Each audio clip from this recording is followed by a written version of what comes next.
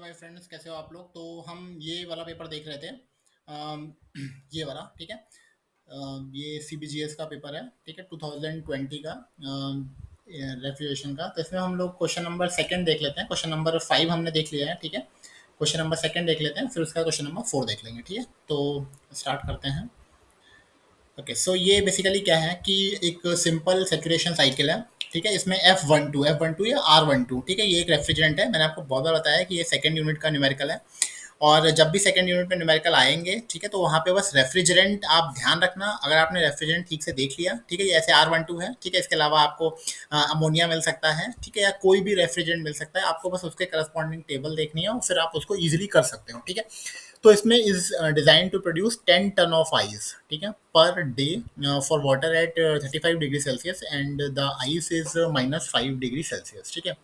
And the effective heat transfer, उसने कहा है कि जो एफिशिएंटली हीट ट्रांसफर हो उसके लिए एवापोरेटर और कंडेंसर के बीच में एक टेम्परेचर डिफरेंस होना चाहिए एटलीस्ट 10 डिग्री सेल्सियस का, ठीक है। तो ये बहुत ही सिंपल न्यूमेरिकल है। आपको बस इसमें इतना ध्यान रखना है कि ये जो टेम्परेचर डिफरेंस 10 डिग्री सेल्सियस दे रखा है, जब भी कभी इस तरह का आपको आए, तो आइस देखिए हमें कहाँ तक कूल करनी है, -5 तक। तो टेम्परेचर ऑफ एवापोरेटर कितना हो जाएगा, -15 डिग्री सेल्सियस, ठीक है। इसमें 10 डिग्री सेल्सियस और इससे कम हो जाएगा। और जो कंडेंसर का टेम्परेचर है वो कितना है, 35, तो उसमें 10 डिग्री सेल्सियस ऐड हो जाएगा, तो वो हो जाएगा हमारा 45 डिग्री सेल्सियस, ठीक है। बस इतना ही आपको यहाँ पे ध्यान रखना है। एक्चुअली जो भी जैसे यहाँ पे -5 तक कूल करना है, तो उसको जो टेम्परेचर डिफरेंस है एवोपरेशन का ना, एवोपरेटर में टेम्परेचर डिफरेंस कितना होना चाहिए, 10 डिग्री सेल्सियस का। तो अगर आप एवोपरेटर को -15 पे सेट कर दोगे, तभी तो इसका टेम्परेचर, इसका ये -5 है और ये -15 है, तो इन दोनों के बीच में 10 डिग्री सेल्सियस का डिफरेंस मिलेगा, ठीक है। तो आपको अगर आपने ये दोनों चीज़ यहाँ पे, अगर यहाँ पे मान लीजिए 5 डिग्री सेल्सियस दिया होता, तो आप क्या करते, यहाँ -5 है, तो आपका टेम्परेचर कितना हो जाता, -10, ठीक है। और यहाँ पे टेम्परेचर कितना हो जाता, 40, ठीक है। बस इतना आपको ध्यान रखना है, ठीक है। तो मैं इसको डिलीट कर देता हूँ, क्योंकि हमें यहाँ पे तो अब हमें क्या करना है, बस अब हमें कुछ नहीं करना है। इसमें R12 जो हमारा रेफ्रिजरेंट है, उसकी प्रॉपर्टीज हमें देखनी है फॉर दीज टेम्परेचर्स, ठीक है। 45 और -45 और -15 के करस्पॉन्डिंग हमें प्रॉपर्टीज देखनी है, फिर हम इसको सॉल्व कर सकते हैं, ठीक है। तो हम प्रॉपर्टीज देख लेते हैं। तो मैं इसको यहाँ से बंद कर देता हूँ और यहाँ पे आपको प्रॉपर्टीज टेबल पे लेके चलता हूँ, ठीक है। तो ये हमारी टेबल है, ठीक है। होपफुली आपके पास ये होगी। अगर आपने इसे नहीं डाउनलोड किया है, ठीक है, तो आप इस तरह की रेफ्रिजरेशन टेबल यूज़ करिएगा एग्जाम में, क्योंकि इसमें काफ़ी डिटेल में दिया हुआ है, ठीक है। अच्छी टेबल है ये। अगर आपके पास नहीं है तो आप कमेंट कर दीजिएगा, मैं आपको इसको लिंक दे दूंगा, वहाँ से आप इसे डाउनलोड कर लीजिएगा, ठीक है। तो ये R12 रेफ्रिजरेंट के लिए है। तो अब हमें इसमें देखना है, हमें 45 और -15 के करस्पॉन्डिंग प्रॉपर्टीज देखनी है, ठीक है। तो हम इसको थोड़ा सा नीचे करेंगे। ये देखिए -16 और -15 दिख रहा है आपको, ठीक है। मैं इसको थोड़ा सा जूम भी कर देता हूँ ताकि आपको ये और अच्छे से दिख जाए, ठीक है। इसमें जूम कैसे करेंगे, हाँ ये है, ठीक है। तो ये है -16 और ये देखिए ये है हमारा -16 और ये है -14, ठीक है। तो -16 के करस्पॉन्डिंग हमें प्रॉपर्टीज देखनी है, हमें -15 के करस्पॉन्डिंग देखनी है। तो हम क्या करेंगे, हम इन दोनों के बीच की प्रॉपर्टी, जैसे ये -16 है, ये -14 है, तो जैसे ये 185 है और ये 187 है, ये एंथैल्पी की प्रॉपर्टी है, ये एंथैल्पी की लिक्विड प्रॉपर्टी है, और ये एंथैल्पी की गैस प्रॉपर्टी है, ठीक है। ये एंट्रोपी की प्रॉपर्टीज है, और ये वाली क्या है, हमारी स्पेसिफिक हीट, ठीक है। आप इसको स्क्रॉल करके ऊपर देख भी सकते हैं, ठीक है। और ये हमारी क्या दी हुई है, स्पेसिफिक वॉल्यूम, ठीक है। तो हमें -15 पे चाहिए, तो क्या करेंगे, हम इन दोनों के बीच की प्रॉपर्टी ले लेंगे, -14 और -16 की। जैसे यहाँ पे 185 है, 187 है, तो हम एच एफ कितना ले लेंगे, एच एफ ले लेंगे 186, ठीक है। और यहाँ पे 345 और 346 है, तो यहाँ बहुत ज़्यादा डिफरेंस नहीं है, तो आप चाहो तो 345 ले लो, ठीक है, तो ठीक रहेगा। एच जी हम 345 ले लेंगे, ठीक है। ऐसे ही यहाँ पे एस एफ जो है वो 0.95 ले लेंगे, एस जी जो है वो 1.56 ले लेंगे, और सिमिलरली सी पी और सी पी लिक्विड और सी पी गैस भी हम लोग ले लेंगे, ठीक है। तो मैं इसको थोड़ा सा ऊपर भी कर देता हूँ ताकि आप यहाँ से इसको थोड़ा सा देखिए, अभी आपको ज़्यादा ये समझ में आ रहा होगा, ठीक है। अगर आपको नहीं समझ में आए तो आप यहाँ पे पॉज करके वीडियो, इस तरह से आप प्रॉपर्टीज अपने आप से भी देख के लिख सकते हैं, ठीक है। फिर इसके बाद हम चलेंगे 45 डिग्री सेल्सियस पे, ठीक है। तो 45 डिग्री सेल्सियस पे अगर हम जाएंगे, तो ये देखिए ये है हमारा 45। अब देखिए यहाँ 45 भी नहीं दिया हुआ है, तो 44 और 46 दिया हुआ है, तो हम उसके करस्पॉन्डिंग प्रॉपर्टीज जो हैं यहाँ से उन दोनों के बीच की प्रॉपर्टीज लिख लेंगे। ठीक है, तो आप यहाँ पे पॉज करके एक बार, मैं इसको हाईलाइट कर दे रहा हूँ, मैं आप इसको पॉज करके एक बार प्रॉपर्टीज यहाँ से देख के लिख लीजिएगा। ठीक है, इसको मैं थोड़ा जूम भी कर देता हूँ ताकि आपको और अच्छे से दिख जाए। ठीक है, तो प्रॉपर्टीज अगर आपने एक बार लिख ली तो फिर उसके बाद आप इसे इजीली कर सकते हैं। ठीक है, तो होपफुली आपको ये समझ में आ रहा होगा। ये 243 जो है एच एफ है, 370 जो है ये एच जी है, और ये 1.41 ये एस एफ है, ये एस जी है। ठीक है, और ये वाला जो है ये सी पी, और ये वाला जो है ये सी पी और सी जी है। ठीक है, सी पी लिक्विड और सी पी गैस है। ठीक है, तो होपफुली आपको ये चीज़ समझ में आई होगी। ठीक है, प्रॉपर्टीज मैंने नोट कर ली हैं, आप भी इसको नोट कर लीजिएगा, और फिर इसके बाद आप इसको प्रॉपर्टीज नोट करने के बाद हम इसको आगे देख लेते हैं। ठीक है, तो हम दोबारा से न्यूमेरिकल पे चलते हैं। ठीक है, तो अब हम इसको देखते हैं। हमने प्रॉपर्टीज नोट करी हैं 45 डिग्री सेल्सियस पे, तो मैं यहाँ पे लिख देता हूँ। ठीक है, यहाँ पे एक हमारा हमने प्रॉपर्टी लिखी है -15 डिग्री सेल्सियस पे, और एक प्रॉपर्टी लिखी है 45 डिग्री सेल्सियस पे। तो -15 डिग्री सेल्सियस पे प्रॉपर्टी हमारी एच एफ हमें चाहिए, एच जी चाहिए, ठीक है, एस एफ चाहिए, एस जी चाहिए, ठीक है, सी पी लिक्विड चाहिए, और सी पी गैस चाहिए। ठीक है, ऐसे ही हमें यहाँ पे भी एच एफ चाहिए, एच जी चाहिए, ठीक है, एस एफ चाहिए, एस जी चाहिए, सी पी लिक्विड चाहिए, और सी पी गैस चाहिए। ठीक है, तो हम यहाँ पे लिख लेते हैं। एच एफ की वैल्यू हमारी कितनी हो जाएगी? एच एफ हो जाएगा हमारा 186। ठीक है, यूनिट्स आप ध्यान रखिएगा, ये किलो जूल पर के जी में है। ठीक है, यूनिट्स आप ध्यान रखिएगा, ये 186 है, ये 345 है। ठीक है, ये 0.94 है, ये 1.56 है। ठीक है, और ये आपका 0.908 है। ठीक है, और ये है आपका 0.596। ठीक है, ऐसे ही यहाँ पे देख लेंगे हम, ये आ जाएगा 244। ठीक है, ये हो जाएगा 370, ये है 1.14, ये है 1.54, ये है 1.051, और ये है 0.77। ठीक है, हमने प्रॉपर्टीज लिख ली। इसके बाद हमें क्या करना है? ठीक है, यहाँ तक प्रॉपर्टी लिख ली। अब हमें पहले देखना पड़ेगा कि हमें कूलिंग चाहिए कितनी है।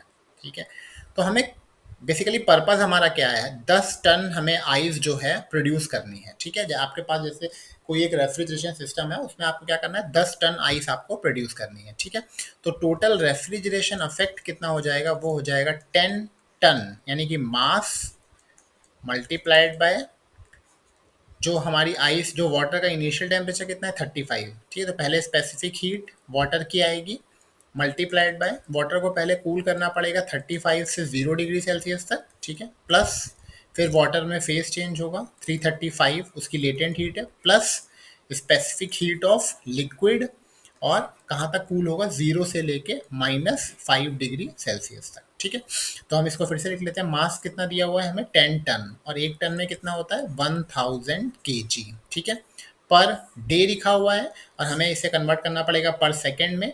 तो एक दिन में कितने घंटे होते हैं? 24 घंटे। एक घंटे में होते हैं 60 मिनट, और एक मिनट में होते हैं 60 सेकेंड। ठीक है, multiplied by specific heat of water कितनी होती है? 4.18 इंटू 35 माइनस 0 कितना हो जाएगा? 35 प्लस 335। ठीक है, प्लस सीपी लिक्विड का कितना दिया हुआ है? 1.92, 1.92 इंटू 5। ठीक है, इसको हम सॉल्व कर लेंगे तो हमें पता चल जाएगा कि हमें बेसिकली कूलिंग चाहिए कितनी है, हमें रेफ्रिजरेशन इफेक्ट कितना चाहिए। ठीक है, तो इसको आप कैलकुलेट कर लीजिएगा। तो इसको सॉल्व करने पे ये आ जाता है 56.817। ठीक है, किलो वाट। तो हमें इतनी कूलिंग बेसिकली चाहिए है। ठीक है, तो आप एक बार इसे कैलकुलेट करके देख लीजिएगा कि आपका भी इतना ही आ रहा है कि नहीं। अभी एक बार चेक कर लेता हूँ, क्योंकि कई बार क्या होता है कि गलत हो जाता है। ठीक है, जब भी आप एग्ज़ाम में न्यूमेरिकल करें तो आप काफ़ी बार उसको चेक करें कि आपका सही आ रहा है कि नहीं। ठीक है, तो ये ठीक है, 5.56 पॉइंट ये किलोवाट में आएगा। तो बेसिकली आपको इतनी कूलिंग चाहिए, तो उसने कहा है मास फ्लो रेट ऑफ रेफ्रिजरेंट। तो अब इतनी कूलिंग करने के लिए आपको रेफ्रिजरेंट जरूरत पड़ेगी, तो mass flow rate of refrigerant multiplied by refrigeration effect, जो हो जाएगा H1 माइनस H3। ठीक है, इसका जो टी एस डायग्राम है वो मैं आपको कहाँ पे बना के दिखाऊं? चलो यहाँ बना है। तो इसका टी एस डायग्राम, ये सिंपल सेचुरेशन साइकिल है, तो इसका टी एस डायग्राम। ठीक है, पीएच पे भी दे बना सकते हैं, और इन्होंने कहीं पे पीएच पे पूछा तो है नहीं, पीएच पे पूछा है ना, यूजिंग पीएच चार्ट। ठीक है, तो हम पीएच पे भी इसको ड्रॉ कर सकते हैं, आप चाहो तो टीएस पे भी कर लो, ठीक है। तो पीएच पे ये कुछ इस तरह से दिखेगा, ये पी है, ये एच है, ठीक है। तो ये पॉइंट 1 हो जाएगा, 1 से 2, 2 से 3, ठीक है, 3 से 4, इस तरह से ये मूवमेंट करेगा। तो ये 1, ये 2, ये 3 और ये 4, 1 से 2, 2 से 3, 3 से 4, 4 से 1, ठीक है। तो रेफ्रिजरेशन इफेक्ट कितना हो जाएगा, 1 से 4, H1 minus H4 multiplied by mass flow rate of refrigerant is equal to, कितनी हमें कूलिंग चाहिए, 56.817, ठीक है, is equal to M R into, ना व्हाट इज H1, H1 हो जाएगा, देखिए ये वाला जो है ये हमारा कौन से टेम्परेचर पे दिया हुआ है, ये जो 1 है ये कौन से टेम्परेचर पे होगा, -15 डिग्री सेल्सियस पे, और 2 कौन से टेम्परेचर पे होगा, 45 डिग्री सेल्सियस पे, ठीक है। तो अब हम 1 के करस्पॉन्डिंग प्रॉपर्टी देख लेते हैं, तो हमें कौन सी वैल्यू चाहिए होगी, 345, और वहाँ पे लिक्विड की प्रॉपर्टी चाहिए होगी जो होगी 244, ठीक है। मैं यहाँ पे लिख देता हूँ, H1 कितना हो जाएगा, 345 माइनस 244, ठीक है। तो इसको आप सॉल्व कर लीजिए, तो आपको mass flow rate of refrigerant मिल जाएगा, एम आर आपका आ जाएगा 0.5625 के जी पर सेकेंड, ठीक है। ठीक है, समझ में आ गया। ये H4 जो है किसके बराबर हो जाएगा, H3 के बराबर, क्योंकि कैसी प्रोसेस है, आइसेंथैल्पिक प्रोसेस है, ठीक है। तो ये पहला पार्ट हमारा सॉल्व हो गया। तो mass flow rate of refrigerant आ जाएगा 0.56 kg पर सेकेंड। नेक्स्ट है पावर रिक्वायर्ड, ठीक है। अब देखिए पावर रिक्वायर्ड के लिए बेसिकली हमें क्या चाहिए, H2 माइनस H1, ठीक है। पावर रिक्वायर्ड कितनी हो जाएगी, ये हो जाएगी मास flow rate of refrigerant multiplied by H2 minus H1, ठीक है। अब H2 माइनस H1, अब H2 देखिए क्या है, H2 कौन सी रेंज में है, सुपर हीटेड रेंज में है, तो हमें पहले निकालना पड़ेगा H2 डैश, तो हमें पता है, हम चार्ट से देख सकते हैं, लेकिन अगर हमें H2 निकालना है तो हम कौन सा फॉर्मूला यूज करेंगे, H2 is equal to H2 dash plus Cp of gas, ठीक है, multiplied by T2 minus T2 dash, ठीक है। अब हमें यहाँ पे T2 नहीं पता है, ठीक है। अब हम T2 कैसे निकालेंगे, T2 निकालने के लिए हम यूज करेंगे S2 is equal to S2 dash plus Cp gas ln T2 upon T2 dash, ठीक है। अब हम इसको यूज करेंगे ना, व्हाट इज S2 और S2 डैश, S2 जो होगा वो S1 के बराबर होगा, क्योंकि एक ऐसी प्रोसेस है, आइसेंट्रोपिक प्रोसेस है, ठीक है। तो हम यहाँ पे आपको मैं यहाँ से दिखा देता हूँ, देखिए ये वाला क्या हो जाएगा हमारा, ये S2, ये S1 है, ठीक है, S1 गैस का S1 है, और ये S2 के बराबर हो जाएगा, ठीक है। और यहाँ पे ये यहाँ पे S2 डैश कितना है, ये हमारा S2 डैश हो जाएगा, तो मैं यहीं पे लिख देता हूँ, ये हो जाएगा 1.56 is equal to 1.54 plus Cp gas कितना है, 0.77 ln T2 upon T2 dash, T2 dash कितना है 45, ये हो जाएगा 45 प्लस 273, ठीक है। तो ये कितना हो जाएगा आपका, ये हो जाएगा 318, ठीक है, ये हो जाएगा 318, यहाँ से आप सॉल्व करके T2 को निकाल सकते हैं, ठीक है। T2 आ जाएगा 326.36 केल्विन, ठीक है। एक बार आपको T2 पता चल गया तो फिर हम वापस से यहाँ पे चलते हैं, तो हम H2 निकाल सकते हैं। तो H2 कितना आ जाएगा, ठीक है, मैं इसको अलग कलर से लिख देता हूँ ताकि थोड़ा सा कलरफुल दिखे, ठीक है। H2 is equal to H2 dash कितना हो जाएगा, H2 डैश हो जाएगा हमारा ये वाला 370, ठीक है। तो ये हो जाएगा हमारा, तो इसको लिख देते हैं, ये हो जाएगा 370 प्लस सी पी जी की वैल्यू कितनी है 0.77 इंटू T2 कितना है, T2 हमने कितना निकाला था, T2 आया था 326, तो ये हो जाएगा 326 माइनस T2 डैश कितना है, T2 डैश है हमारा 318, ठीक है, ये हो जाएगा 318, इसको सॉल्व कर लेंगे तो हमारा H2 कितना आ जाएगा, H2 आ जाएगा हमारा 376, ठीक है, किलो जूल पर केजी। तो अब हमें H2 पता चल गया, तो अब हम पावर निकाल सकते हैं। तो पावर रिक्वायर्ड कितनी हो जाएगी, मास फ्लो रेट जो कि है 0.562 मल्टीप्लाइड बाय H2 कितना है 376 माइनस H1 कितना है, H2 माइनस H1 है ना, H1 कितना था हमारा, H1 है 345, ठीक है, 376 माइनस 345, तो यहाँ से आप पावर निकाल सकते हैं, ठीक है। तो इसको सॉल्व करके पावर कितनी आ जाएगी, हमारी पावर आ जाएगी 17.9 किलो वॉट, ठीक है। मैं चेक कर लेता हूँ एक बार यही आ रही है कि नहीं।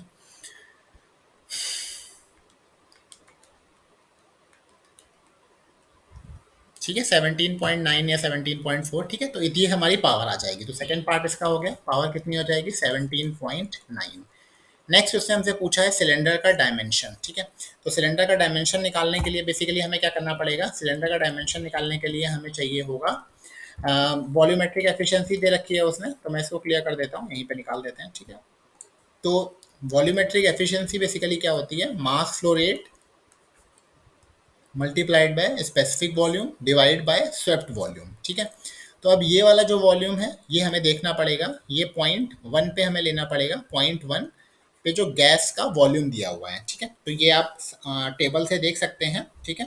टेबल से आप देख लीजिएगा, इसकी वैल्यू है 0.092। तो ये मास फ्लो रेट कितना आया था हमारा 0.5625, ठीक है, मल्टीप्लाइड बाय ये जो वी जी है इसकी वैल्यू आप देख लीजिएगा टेबल से, -15 डिग्री सेल्सियस पे आपको स्पेसिफिक वॉल्यूम की वैल्यू देखनी है, जो कितनी है 0.092, ठीक है, डिवाइड बाय स्वेप्ट वॉल्यूम कितना होता है पाई/4 डी स्क्वायर। यहाँ पे उसने क्या बोला है, लेंथ और डायमीटर का रेशियो क्या है 1, ठीक है। तो डी स्क्वायर इंटू, यानी कि बेसिकली क्या दिया हुआ है L/D इज इक्वल टू 1 दिया हुआ है। तो यहाँ पे क्या हो जाएगा, यहाँ पे L आता है, उसी जगह पे D आ जाएगा, इंटू।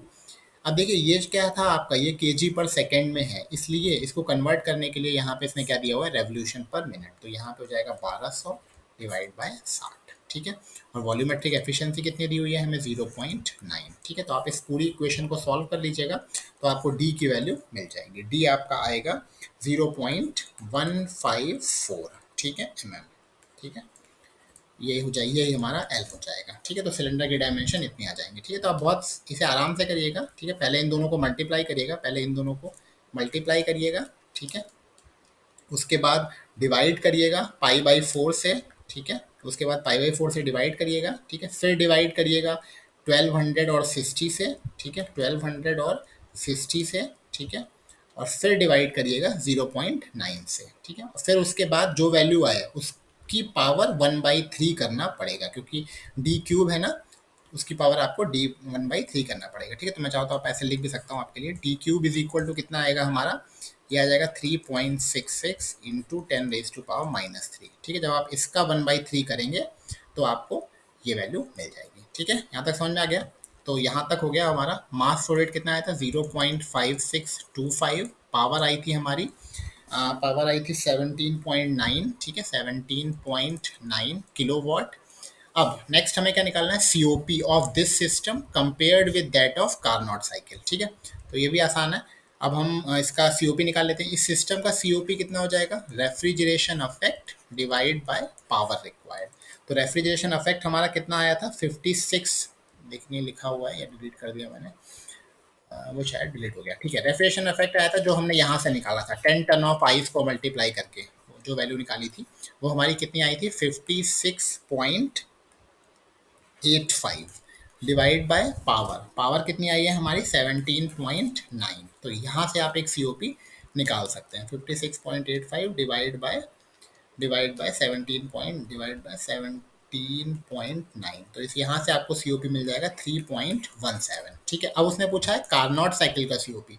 तो सीओपी ऑफ कार्नोट साइकिल वो कितना हो जाएगा हमारा, देखो मिनिमम टेम्परेचर कितना है -15 और मैक्सिमम टेम्परेचर कितना है 45 डिग्री सेल्सियस। तो ये हो जाएगा हमारा T lower upon T higher minus T lower. अच्छा आप यहाँ पे पॉज करके बताइए कि क्या कार्नोट सीओपी इससे ज़्यादा आना चाहिए कि कम आना चाहिए, ठीक है। इससे सी कार्नोट की जो सीओपी है वो इससे ज़्यादा आएगा या कम आएगा, ठीक है। यहाँ पे आप अगर आप यहाँ तक आए हैं तो आप यहाँ पे कमेंट कर सकते हैं, ठीक है। तो हम कैलकुलेट करके देख लेते हैं। इस जगह -15 प्लस 273 डिवाइड बाय 45 माइनस -15, ठीक है।